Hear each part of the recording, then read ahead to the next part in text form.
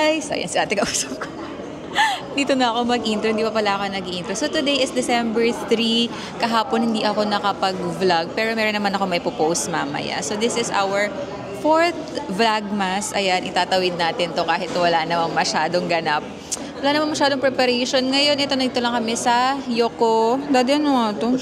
Yokoshin. Sister company siya ng Mendocoro. So, kung wala pa kayong place, 'di ba, ngayon December, marami ng mga reunion, ganyan, maraming reunion, maraming meet-up. So, pwede ko tong ma-recommend. Ramen place siya. Hindi naman sobra. Masarap yung ramen nila dito. Favorite ni Daddy to dito. Sa Philippines, Daddy, ito yung pinaka-favorite mong ramen, no?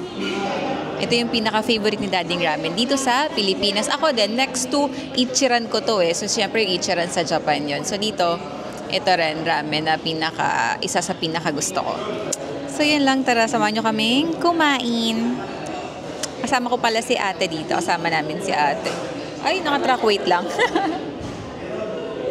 Nakatrack si ate. Nakapang Christmas na siya. Naka-green. Kasi Christmas party na nila sa Thursday. Sarap dito.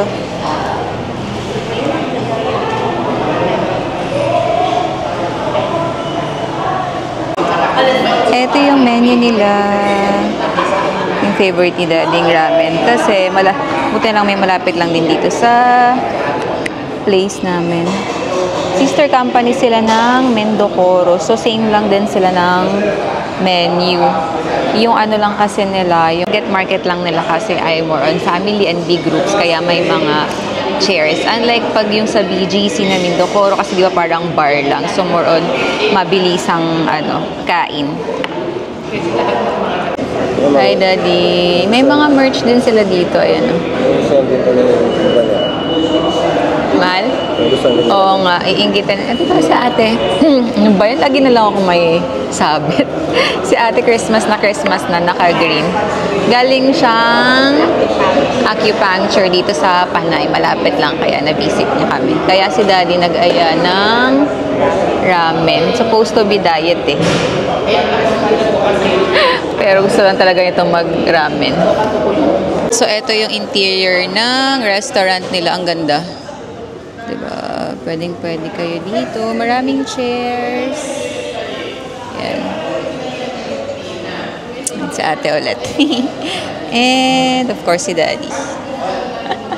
Siya yung nag-aya talaga dito. Gutom na daw siya. Kahit may diet meal siya. Kinain ko na kasi yung isa.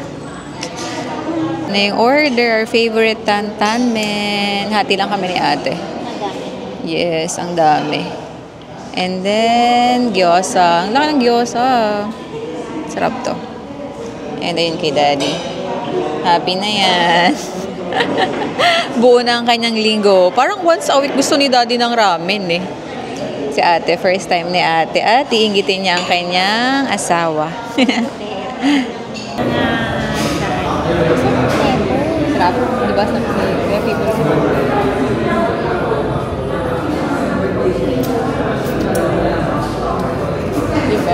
Diba? Pag hindi kasi maangang, tapos ramen, parang feeling ko.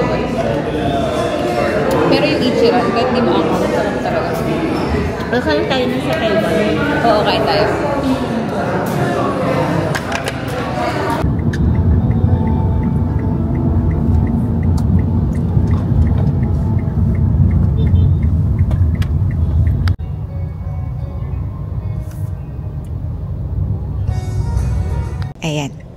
Ayan guys, so tapos na kami kumain ng ramen at naihatid na rin namin si ate sa MRT.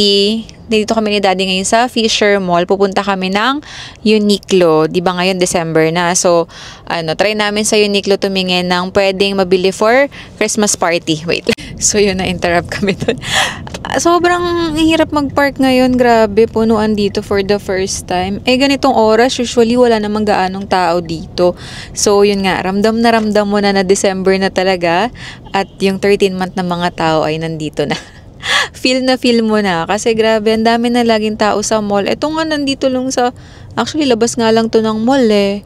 Ayan, so tara, check natin kung kung may new arrivals ba ang Uniqlo for damit for Christmas party na pwede kong masuggest or mapakita sa inyo later.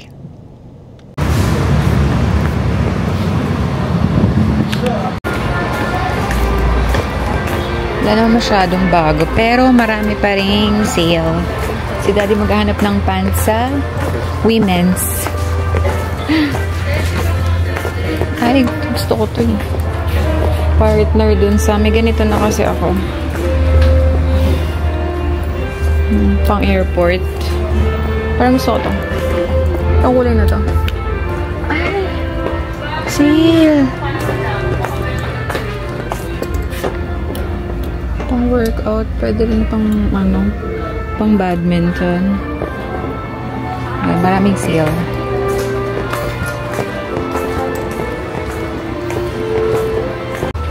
And another sale. Cute na to.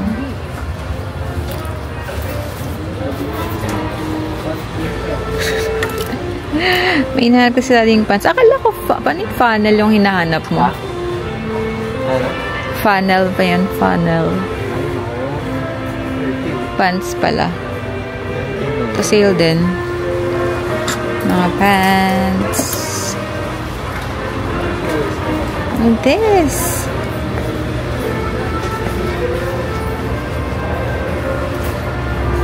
$9.90 na lang.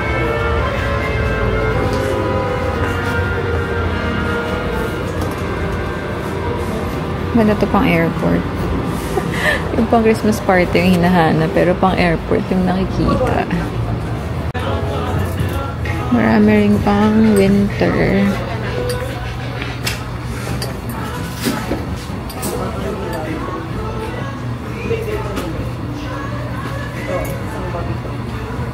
May ganito akong GU eh. Yung may ka-partner na jacket.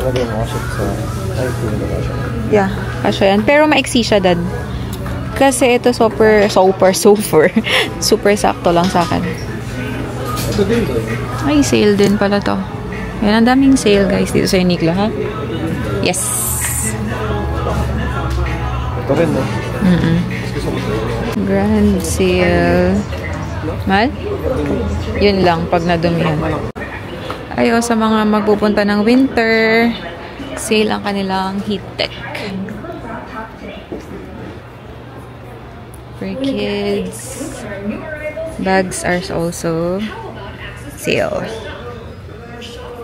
Tara, fit na tayo.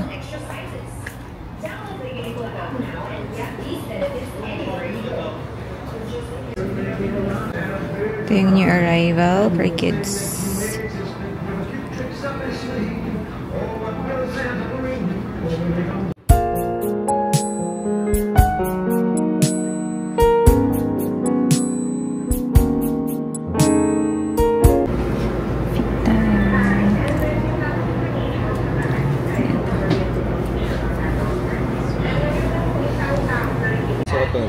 Okay, so ayun, kahit di ako bibili, napabili ako ng drapey wide leg.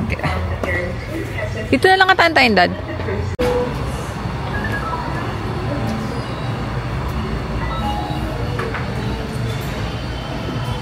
So yun guys, tapos na kami sa Uniqlo. Imbis na hindi ako bibili, napabili ako kasi si Daddy budol. Si Daddy kasi sa women siya namimili dito sa Uniqlo kasi mas yung mga pants, sakto yung length sa kanya, hindi na siya pwede, hindi na niya kailangan magpaputol. So ayun, nainggit ako sa kanya, wala na rin kasi akong mga pants na kasya. Kaya nabibili siya ng pants, napasukat din ako, ay napabili ako. Tapos yung favorite kong top sa Uniqlo sale, ayun, kinuha ko din. Tapos may nakita akong, cardigan. Wala, napabili din. So, ayun, parang sa aming dalawa, ako pa yung may pinakamaraming nabili pala. Budol talaga to si Daddy. So, yun lang. Ngayon, sundin namin aming bagets. Anong oras na? 3 o'clock na rin naman, 4 p.m. ang kanyang labas. Punta lang kami sa school niya. Hi guys! So, while waiting kay ate, kasi medyo matagal siya, kasi cleaners daw siya, haul ko na lang yung mga pinamili namin. Baka ma-try nyo din. Yung mga gusto ni Daddy na, yung mga pants na pang-women's, ang dami, pang-women, pwede rin sa men, lalo na kung kayo yung palagi nagpapakat ng pants, diba? So, yung Uniqlo kasi, sa Filipino height, medyo okay siya. Diba, Dad? So, ito, andito yung kay Daddy na din. Puro pants siya kasi nga, gusto nga niya yung pants ng women, ng Uniqlo. Yan. So, this one. Ay, sa akin pala to. This one, nasukat ko to. I think may video ko na ipapakita before this. Drapey White Flare Jeans. Kasi nga, medyo lumalaki ako. Ewan ko dahil sa PCOS ko. Sinisi yung PCOS. Nagka-calorie deficit naman ako. Pero, grabe yung ano ko. Yung bewang ko ngayon. So, ayan. Wala na kasi akong pants na maong. Tapos, kay Daddy, ano yung say Dad? Kay Daddy, ito. Wide straight jeans. Pang women din siya. Pero kay Daddy to, size, sa women, size 36 si Daddy. Kasi sa kanya. Ha? Ay, 36. 30. Gagalit siya sa akin. 30. Ayan, nakipakita ako naman. Ayan, 30 lang po siya sa women. Ano siya? 76 cm. Yan, si Daddy. Ako ay 25, 63.5 cm na ako. Labo kasi ng mata ko. Kapag dugtong ko kasi yung 30 tsaka yung 76. Nag-react tuloy si Daddy. O nga naman, 30 lang siya. And then this one, sa kanya rin to large women flannel pants. Ang ganda ng tela nito, ang presko, kaya nagustuhan. Pang ilan mo na tong, pangatlo na niya to, na ganitong pants. Iba-ibang kulay lang. Sobrang presko kasi nito na Dad. Yeah. Sa women section niya to makikita. Kay Daddy yan. And then ako, since may paparating kaming travel sa malamig ulit, ito nakita ko lang. Kasi wala akong medyo maliit na cardigan. Medium lang. Yung cardigan ko kasi nag-iisa, yung sa BTS pa. Yan, ang ganda ta. Yung sa BTS, medyo nalalakihan ako. Yun yung smallest size nila eh. Ito medyo okay naman siya. Yan. And then, nga pala, may mga sale sila, lalo ng mga bags, tsaka yung mga skirts, mga sale. New arrival, medyo onti lang yung new arrival nila eh. And then ito, sale. Ito favorite ko kasi ito eh. Sa Japan ko binili yung mga ganito ko. Mas mura kasi sa Japan. Ito kasi sale dito, kaya ito napabili ako. Kasi hindi mo na kailangan mag-bra, may pads na siya. So from 990, yan, 990, pero sale siya, 790 na lang. Yun lang. So, tatlo sa akin. 2 pants kay Daddy na imbis na hindi ako mamimili. Napabili ako. So, yun lang for our Uniqlo haul. So, yun. Yan. Antayin na ulit namin si ate. Matagal pa siya kasi cleaners nga daw siya. Oo nga, pa Juliet. Sabi nga ni Rudolph, pag paulit-ulit, boomerang ka ba? Paulit-ulit ka. So, yun lang. Pero I think I'll end the vlog here na lang din. Medyo mahaba na to para sa aming, pang ilang ko na vlogmas. So, pang-4 na vlogmas. Yes! And that was it. Thanks for watching. Bye!